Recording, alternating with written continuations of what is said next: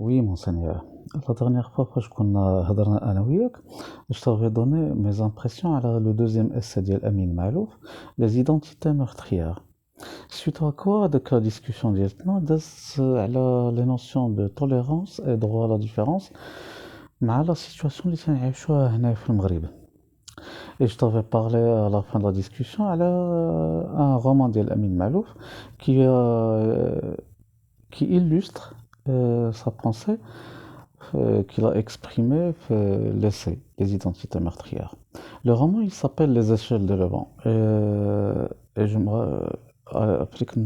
après je me suis mêlé les pinceaux en disant que les essais, les identités meurtrières étaient publiés avant les échelles du Levant, alors que c'est l'inverse. Les échelles du Levant étaient publiées en 96 ou Identité meurtrière en 99. 3 ans d'écart. Bon, شكون اللي جا الأول شكون اللي جا الثاني ce n'est pas si important que ça. لأن هنايا dans les échelles du Levant, nous retrouvons les mêmes leitmotivs de la pensée ديال أمين معلوف. Je t'explique. هنايا je vais t'expliquer هاد القضية هادي et après je te parlerai d'un fait insolite que j'ai rencontré dans plusieurs romans d'El Amin Malouf, comme un fil conducteur qui est insolite et que l'on retrouve dans les premiers romans de la littérature française et qui est lié beaucoup plus à la genèse du roman en tant que genre littéraire. Bon, نبدأ بعدا les échelles du Levant. هنايا le narrateur, bon, il y a un narrateur et il y a le héros du roman. Le narrateur, dans une mission à Paris, il déambule, une visite, et il rencontre un personnage insolite. Bon, ce qui a frappé le narrateur, c'est que ce personnage, il lui semblait l'avoir déjà vu quelque part. Fine marche. Au chafaud à plusieurs reprises dans un quartier de Paris. 2-3 jours.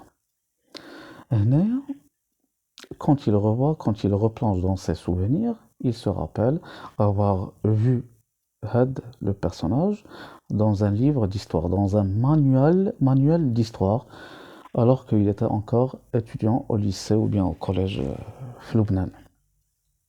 Anna, il était étonné. Le personnage de l'image, qui a été l'image, elle concerne des résistants de la Deuxième Guerre mondiale, ou le personnage où le personnage il semblait chercher quelque chose, repérer, chercher quelque chose d'imprécis. Après plusieurs hésitations, Enea, il lui parle, il lui adresse la parole. Et Enea, le héros, il accepte de lui parler. Ou Enea, il commence l'histoire, les échelles du héros. L'histoire commence. C'est l'histoire de ce héros, de ce personnage. En fait, c'est comme une sorte de biographie de ce personnage. Alors, il s'appelle Asian, désobéissance, dans le sens littéral. Et هنا il est assez عقل quand je te parlais des identités meurtrières. Amin Malouf, il donnait des exemples de cas de couples, de personnes issues de couples mixtes. Serbo-croate, serbo-bosniaque, croate et bosniaque en même temps, turc, arménien. وهذه هي اللي هنايا عبد الرحيم صاحبي. لأن le héros, on remonte sa grand-mère paternelle, elle est la fille de l'un des derniers sultans ottomans, sultan turc, de l'Imbratoriyya al-Othmaniya, qui s'est suicidé parce qu'on l'avait écarté du trône. داروا عليه انقلاب. Et la fille, elle était devenue, elle a vu son père qu'elle aimait tant qu'elle admirait, et chaque fille admire son père. Elle l'a vu baignant dans le sang, et c'est comme si elle avait perdu la raison. Bon, par la suite, وقعت la première guerre mondiale, وهنايا cette princesse, elle a été soignée par un médecin arménien. Suite comment dire, les événements, l'exil de la princesse, la pauvreté, le médecin avait demandé à la mère de la princesse de l'épouser. La raison, c'est qu'il allait s'occuper mieux d'elle parce qu'elle avait besoin de soins réguliers, fréquents, qui allait prendre soin d'elle. Dans d'autres circonstances, on n'allait pas accepter, mais quand même, vu les circonstances, la mère de la princesse a accepté. Et il l'a épousée.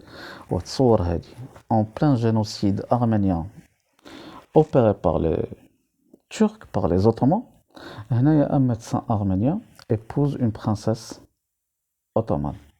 Voilà l'exemple. Ils ont eu un fils. Le fils, il a eu des rêves de grandeur, il a vécu dans son monde, et il s'est marié et il a eu 3 enfants. منهم هاد عصيان. Il a eu 2 garçons et une fille.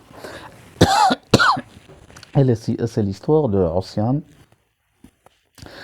avec au Liban, ses premières années, son départ pour la France, ses études. Bon, ce qui est insolite, c'est le fait que normalement, quand on a un père qui est plus ou moins riche, le fils voudrait faire des études, voudrait être révolutionnaire, militant pour les droits de l'homme, militant pour les classes ouvrières, et le père l'oblige normalement à suivre des études beaucoup plus classiques, c'est-à-dire la médecine.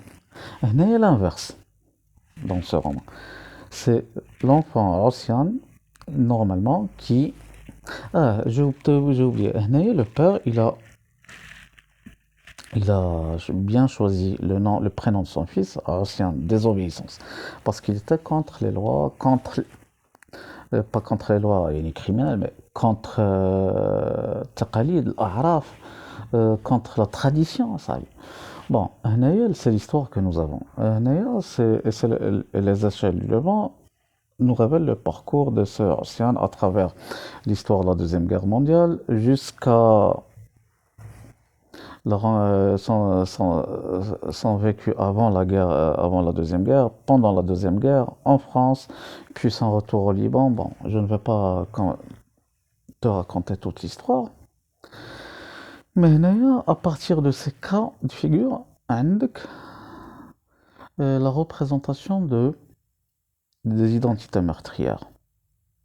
Il y a le mélange des races, le parcours des personnes, l'évolution des personnages. Ou même ce Ossian, quand il grandit à la veille de 48, il se marie avec une juive et il se retrouve séparé de sa femme من بعد القيام ديال إسرائيل lui-même. Les années passent, tu vois, avec la grand-mère, une turque, princesse ottomane qui se marie avec un arménien, le héros, un musulman qui se marie avec une juive, qui se trouve séparé d'elle, هو في لبنان وهي في إسرائيل. Bon, là c'est un roman succulent, superbe, vraiment à lire. ومع le style ديال أمين معلوف تنمشيو معاه on rêve. Sauf que هنايا تنوصل لهذاك l'élément insolite dont je voudrais te parler هنايا عبد الرحيم. Et c'est ça mon véritable sujet زعما اللي بغيت نهضر لك عليه. هنايا أمين معلوف dans ce roman, le narrateur qui le pousse à raconter. هنايا c'est le fait qu'il ait vu le personnage, le héros du roman, il l'a vu dans un livre d'histoire, dans un manuel d'histoire. Et quand on parle d'un manuel d'histoire, donc c'est la vérité. Donc cette histoire, entre guillemets, c'est de la propre vérité.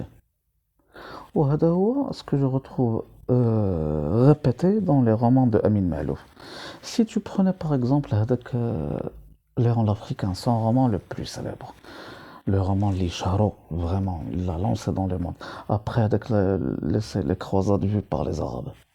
Déjà, les croisades vues par les Arabes, c'est un essai. Bon, le roman Léon l'Africain, c'est une biographie imaginaire. Biographie à sa vie. Et à l'intérieur du roman, il n'y a pas de chapitre, il y a des livres. Avec le livre de Grenade, le livre de Fès, le livre de Tombouctou, le livre du Caire, le livre de Rome. Ce sont des livres, ça. Quand on parle de livres, on parle de vérité, ça, en quelque sorte. C'est-à-dire qu'on n'est pas en train de mentir. Quand tu as avec le périple de Baldassare, le périple de Baldassare qui est apparu vers 2000, c'est la quête du livre. C'est le héros, il part à la recherche d'un livre qu'il avait et qu'il a perdu. Ouais, avec le livre qui nous... Bon, le livre qui apporterait le salut à l'humanité. Le livre qui apporterait le salut à l'humanité parce qu'il contient le 100e nom d'Allah subhanahu wa ta'ala. L'ism رقم 100.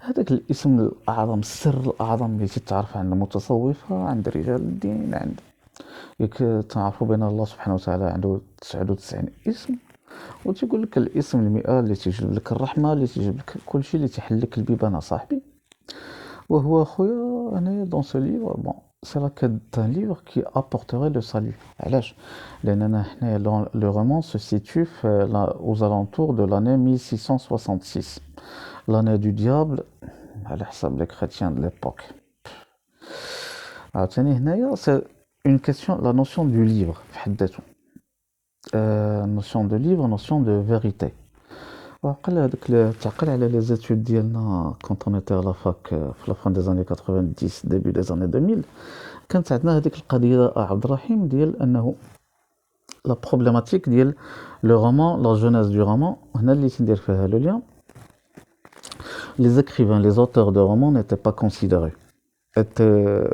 n'étaient pas bien considérés علاش les gens qui étaient bien considérés c'était le théâtre et la poésie les genres nobles par excellence لأننا كنا تلقاو هذاك la référence le lien chez les Grecs la civilisation grecque classique de l'époque de Aristote, Platon, Sophocle et les autres et la panoplie des autres écrivains dit théâtre parce que n'a les règles les lois ديالهم alors que le roman était considéré comme un genre bâtard un genre mineur dit d'un côté d'un autre côté normalement un roman on raconte la vie d'une personne les aventures l'histoire d'une personne وشكون هما الناس اللي كان عندهم qui avaient le droit de raconter leur histoire c'est les rois les princes les généraux une personne qui a rendu d'immenses services à la nation au royaume donc هنايا إلا كنت تعاود l'histoire qui est une histoire imaginaire une histoire fausse donc c'est quoi l'intérêt داكشي علاش هنايا هاد les auteurs de romans ils n'étaient pas bien considérés d'ailleurs كاين هذاك le subterfuge اللي كنا تلقاوه à partir du XVIIe siècle à partir du premier roman universel avec le Don Quichotte le subterfuge qui normalement nous dit que أنه avec l'écrivain l'auteur du roman il ne reconnaît jamais la paternité de ce roman il dit je ne fais que le trouver نرجعوا لدون كيشوت دونك سيرفانتيس يلي كو نورمالمون ان جور الشارع تيدور على راحته تلقى ان مانuscrit en arabe تيهضر مع واحد ان ديسوندون d'arabe un mort تيقول لي شنو هو لو مانuscrit تيقول لي سي ce manuscrit écrit en arabe il raconte les aventures d'un certain Don Quichotte de la Manche donc هنايا Cervantes il ne fait que le traduire et le publier تنرجعوا là quand on était en troisième année de la fac on avait étudié avec le paysan parvenu ديال Marivaux Marivaux c'est la même chose donc هنايا il dit que le paysan parvenu c'est juste un manuscrit qu'il avait retrouvé dans un placard d'une maison qu'il avait acheté donc il ne fait que le publier هذا c'est un subterfuge classique même Balzac en plein 19e siècle Balzac il ne se nomme pas il ne prétend pas être romancier mais il ne prétend pas écrire des romans, mais des études de scène. Avec la comédie humaine, là, c'est des études de scène. Études de scène privées, études de scène parisienne, études de scène... Bon. هنايا des études. هنا كيما عارفة بنا بلزاك la comédie humaine c'est une société qu'il a créée pour refléter la société de son temps entre 1800 et 1850. D'ailleurs من بعد 1850 le Paris qu'il a décrit ما تنعقلوش عليه ما تتعرفش. Il a vraiment changé, surtout مع l'arrivée du Second Empire et Napoléon III et le baron Haussmann qui était le préfet de Paris. Donc تنرجع هنايا le lien entre هذا le lien اللي درت ما بين أمين معلوف les romans ديالو une bonne partie. D'ailleurs l'un de ses derniers romans هذاك comment il s'appelle Les Désorientés, c'est عندك عاوتاني فيه c'est un écrivain, c'est un historien qui écrit et qui parle de ses pas de ses aventures, mais qui relate ses souvenirs de jeunesse des années 70, 60-70. C'est un historien, professeur universitaire qui est parti de Paris, de هرب من لبنان مشى Paris durant la guerre civile. وهنايا après un quart de siècle يرجع للبنان et il revisite ses quartiers, il revisite son pays وكان رجع à la demande de son vieil ami اللي كان دابز معاه تفرق معاه, il ne se parlait plus. رجع à la veille de sa mort ولكن لقاه توفى. وهنايا il voulait organiser une rencontre, donc هنايا et il écrit ses souvenirs comme une sorte de journal où il se rappelle ses souvenirs, ses amitiés et tout ça. داكشي علاش نقول لك هنايا أمين معلوف, ce que j'ai remarqué c'est dans ses romans c'est toujours une forme de vérité qu'il cherche à dire, qu'il cherche à donner. وهنا j'ai lié هاد القضية هادي لهاد le subterfuge اللي كنا تلقاوه هاد la notion ديال le roman en tant que genre bâtard à ses débuts, dans les premiers siècles, entre le XVIIe et le XIXe siècle. لأننا عارفين بأن à la fin du XIXe siècle, le roman ولا un genre vraiment reconnu avec ses normes, il était devenu codifié à sa vie. C'est ça, c'est ce que je voulais dire, c'est ce qui avait ma pensée, c'est ce qui avait attiré mon attention. D'ailleurs, هنايا كاينه واحد القضيه عاوتاني هاد l'existence du livre كاين je t'avais parlé dans هنا je t'ai parlé du périple de Baldassare et la quête d'un livre salutaire. هنايا دابا نرجع كاين un lien qui est fait avec un autre écrivain francophone ولكن هاد المره il n'est pas libanais, c'est un égyptien, un copte, Gilbert Sinoué, un grand monsieur d'une grande culture. Les romans ديالو ils sont superbes. On en parlera la prochaine fois, Inch'Allah, Drahim. Et je vais t'appeler prochainement pour qu'on en parle. D'accord?